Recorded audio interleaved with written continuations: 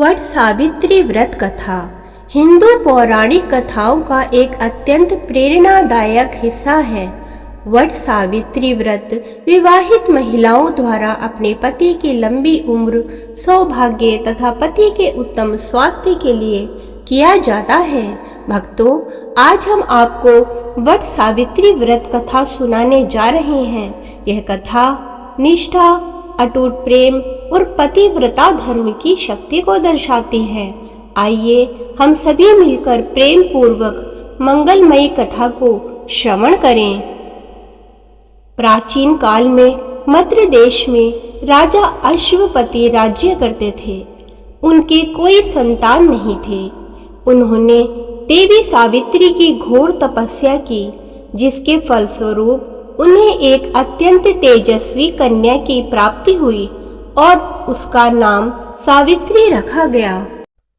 जब सावित्री विवाह योग्य हुई तो उन्होंने सत्यवान को अपना पति चुना, जो शाल्व देश के निर्वासित राजा ध्युमतसेन के पुत्र थे। सत्यवान गुणी और धर्मात्मा थे, लेकिन वे वन में अपने अंधे माता पिता के साथ रहते थे। जब सावित्री सत्यवान से विवाह करने का निर्णय लेती है, तब देवर्षि नारद राजा अश्वपति को बताते हैं कि सत्यवान अल्पायु है और विवाह के ठीक 1 वर्ष बाद उनकी मृत्यु हो जाएगी। अपने पिता के बहुत समझाने पर भी सावित्री अपने फैसले से नहीं डिगती और कहती हैं कि वह सत्यवान को ही अपना पति मान चुकी हैं। अंततः दोनों का विवाह हो जाता है। विवाह के बाद सावित्री एक आदर्श पत्नी की तरह पति के साथ वन में रहने लगी।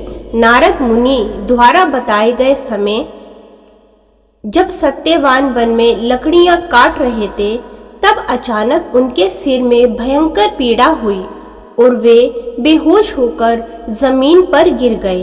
तभी यमदूतों के साथ यमराज वहां आए और सत्यवान के प्राण अपने साथ ले जाने लगे। सावित्री भी यमराज के पीछे पीछे चलने लगी।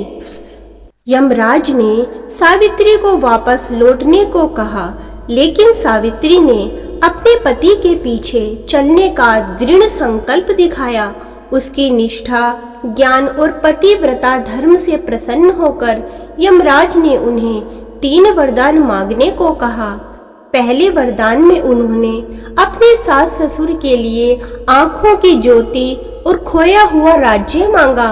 दूसरे वरदान में अपने पिता के लिए संतान प्राप्ति की कामना की और तीसरे वरदान में उन्होंने खुद के लिए सत्यवान से 100 पुत्रों की मां बनने का आशीर्वाद मांगा।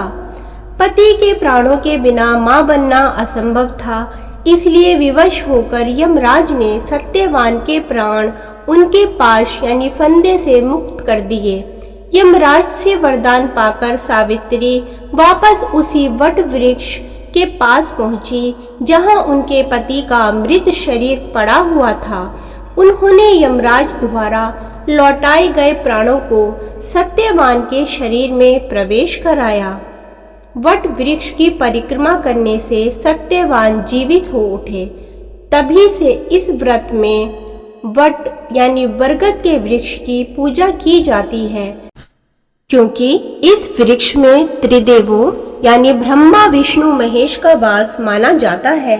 वट सावित्री व्रत में इस कथा का श्रवण करना और वट वृक्ष की परिक्रमा करना बेहद शुभ और फलदायी माना जाता है। नमो नारायण।